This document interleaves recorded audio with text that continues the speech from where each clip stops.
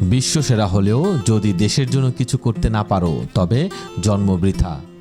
বাংলাদেশের নতুন যুগের শুরুতে বদলাতে আসছেন অনেক গুণী ও প্রতিভাবান মানুষ। তাদের মধ্যে একজন হচ্ছেন আশিক চৌধুরী। তবে শুধু তিনি নন, আরও অনেক বাংলাদেশি আছেন যারা দেশে ফিরলে বদলে যেতে পারে আমাদের প্রিয় বাংলাদেশ।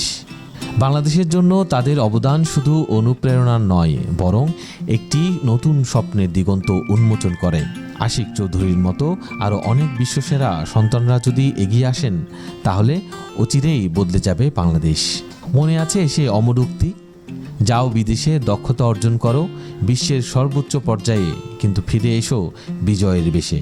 আজকের প্রতিবেদনে আমরা জানাবো কারা সেই বিশ্বজয়ী বাংলাদেশি। তেমনি একজন জায়েদ সবুর। বর্তমানে সার্চ ইঞ্জিন জায়ান্ট গুগলের প্রিন্সিপাল ইঞ্জিনিয়ার হিসেবে কাজ করছেন। প্রযুক্তির মূল কাঠামো গঠনে তার অবদান অনন্য।